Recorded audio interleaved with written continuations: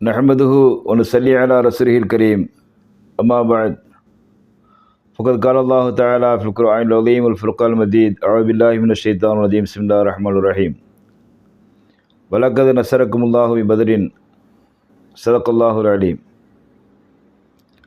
अल्लाहुम्मा सल्लि अला रसूलिक सय्यिदिना व नबियिना मौलाना मुहम्मदिन व अला आलि सय्यिदिना नबियिना मौलाना मुहम्मदिन बारिक व सल्लिम अलैहि.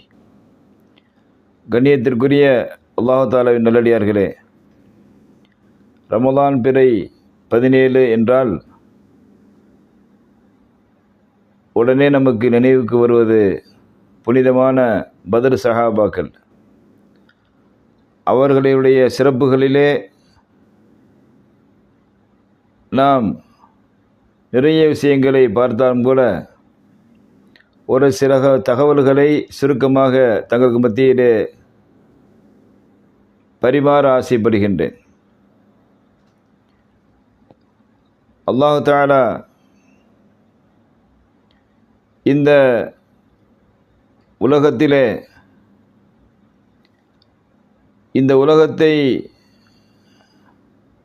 சாந்திப்படுத்துவதற்காக, அமைதிப்படுத்துவதற்காக இஸ்லாம் மார்க்கத்தை ஏற்பாடு செய்தான். இஸ்லாம் மார்க்கம் ஒன்றுதான் உலக அமைதிக்கு வழிகாட்டக்கூடிய ஒரு மார்க்கம்.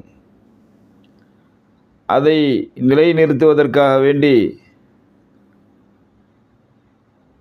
சில நேரங்களிலே இஸ்லாமியர்கள் போராட வேண்டிய, தற்காத்து கொள்ள வேண்டிய நிலை ஏற்பட்டது.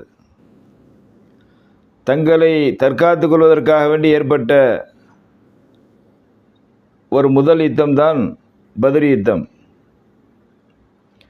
மூசா அலைஹிஸ்ஸலாம் அவர்கள் பனி இஸ்ரவேலர்களை எதிரிகளோடு யுத்தம் செய்ய வாருங்கள் என்று அழைத்தபோது அவர்கள் சொன்ன வார்த்தை, இதுஹப் அன்த வ ரப்புக ஃபகாத்திலா, நபியே, நீங்கள் யாரை வணங்க சொல்கின்றீர்களோ அந்த இறைவனும் சேர்ந்து யுத்தத்திற்கு செல்லுங்கள், நாங்கள் வரமாட்டோம் என்று சொல்லிவிட்டார்கள். ஆனால் எந்தவித ஆயுதங்களும் இன்றி ஒரு 313 பேர் 313 பேர் 1000 எதிரிகளை, ஆயுதம் தாங்கிய 1000 எதிரிகளை, வாகனங்கள் நிறைந்த அந்த 1000 எதிரிகளை, எந்தவித வாகனமும் ஆயுதங்களும் இல்லாமல் போராடி வென்றார்கள் என்று சொன்னால் அது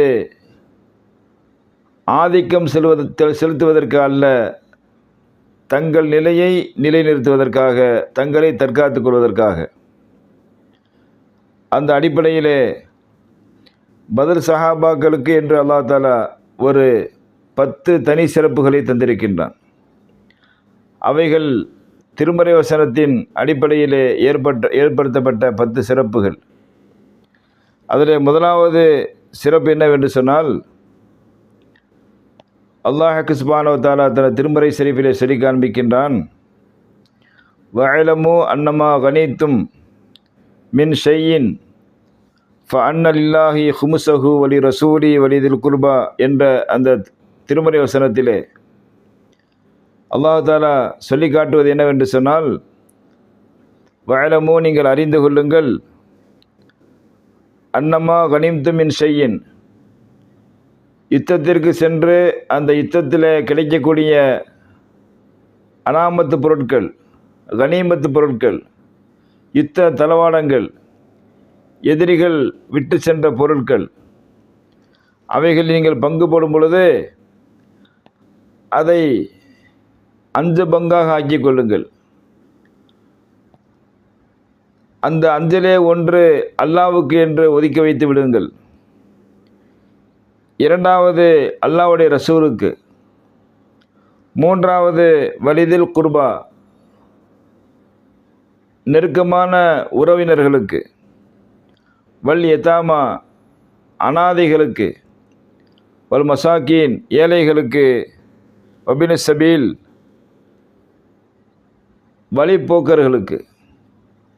இப்படி 5 விதமாக நீங்கள் உங்களுடைய அந்த யுத்த தளவாட பொருட்களை பிரித்து வைத்துக் கொள்ளுங்கள் என்று அல்லாஹ் தாலா இந்த பத்ர் யுத்தம் துவங்குவதற்கு முன்பே அந்த பத்ர் யுத்தத்திலே இவர்கள் இஸ்லாமியர்களுக்கு வெற்றி கிடைக்கும் என்பதையும் அந்த வெற்றி கிடைத்ததற்கு பிறகு அவர்களுக்கு உரிய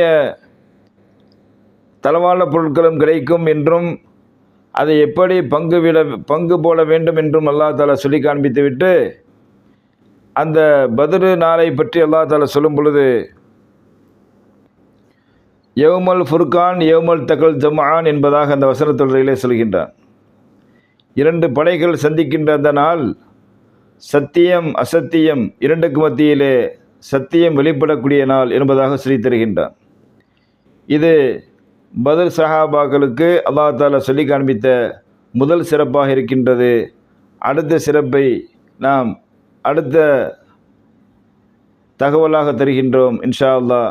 வாஹித் அல்ஹம்துலில்லாஹி ரப்பில் ஆலமீன். அஸ்ஸலாமு அலைக்கும் வரஹ்மத்துல்லாஹி தஆலா வபரகாத்துஹு.